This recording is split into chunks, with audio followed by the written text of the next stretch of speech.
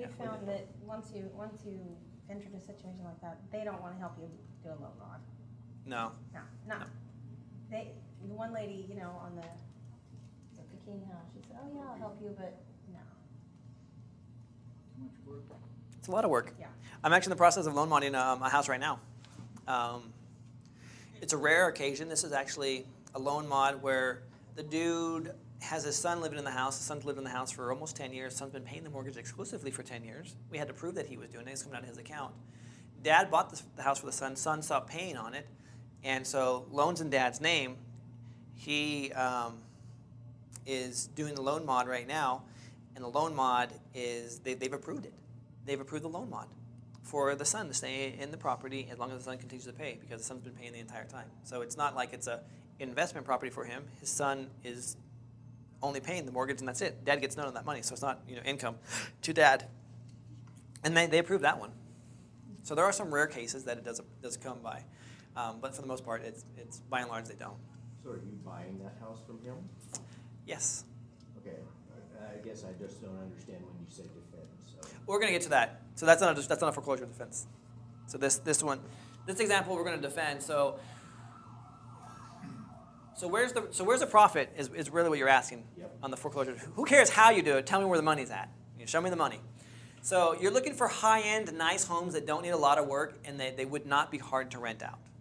Properties in like Folsom, Newcastle, Auburn, somewhere where you can collect $2,300, $2,400 a month and people aren't even going to think twice about it. What we do is we split the cash flow after we pay the attorney and the homeowner. So we cut the homeowner in on the deal, and we cut the attorney, obviously, is the one that I have an attorney that does all of this. And we're splitting between $750 to $1,200 a month. Pure profit on these deals. Does that make sense? Did you say with the rented back mention more that We rent it, don't pay the mortgage, defend the foreclosure, because there's some kind of fraud going on. We've identified where the fraud's at. Now we're attacking that foreclosure. So in the process that we're in litigation, we don't have to pay a mortgage. We're in litigation right now. But in the meantime, we got to fund the litigation, so we have a tenant in there, and the tenant is funding all of it for us.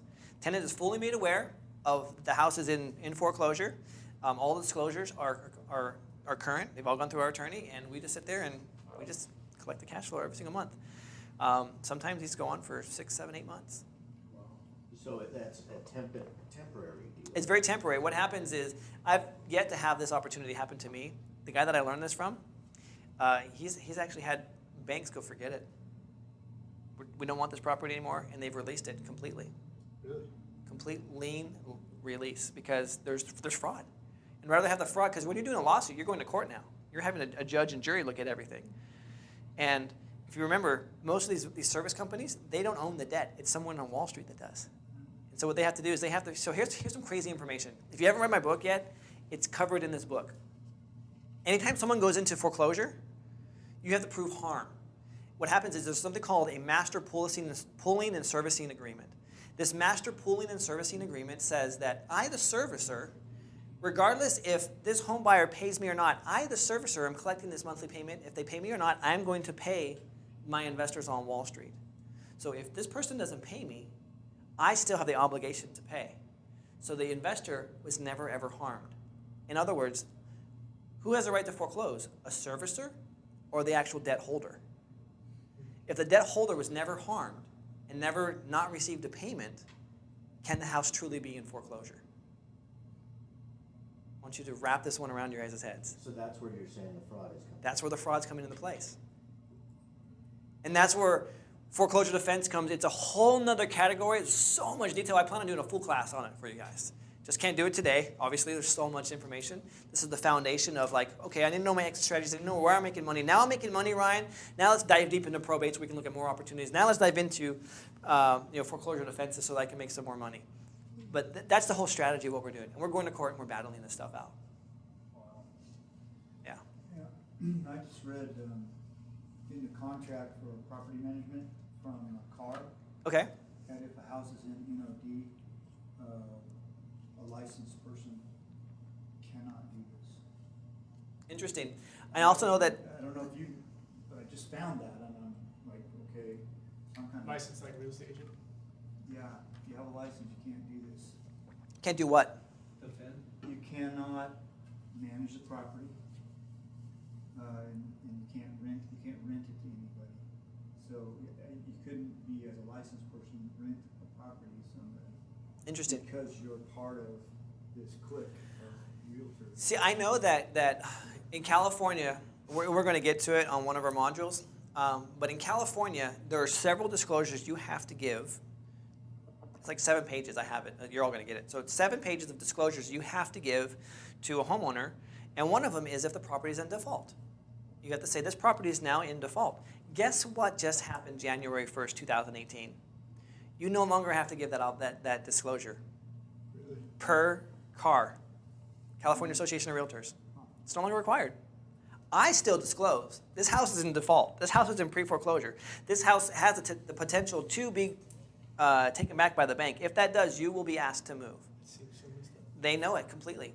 Well, here's the cool thing about it is I don't charge them a deposit to move in. Your first month's rent gets you in. A lot of people are just desperate to find a place that they're willing to, like, shoot, man, yeah. That's why these houses are nice, high-end homes that don't need a lot of work. They'll move in for $2,300 and be done, because otherwise it'd be like $6-7 grand to move into a property.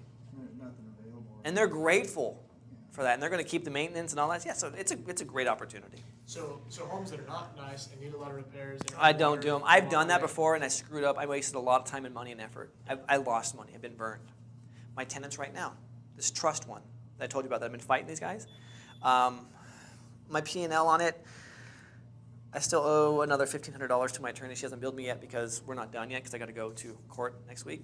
I think when all said and done, I probably like made $300. Wasn't worth it. Was not worth it. That's for how much time? Not even gas and time. not even that, man. Yeah, forget that. I'm way negative on that one.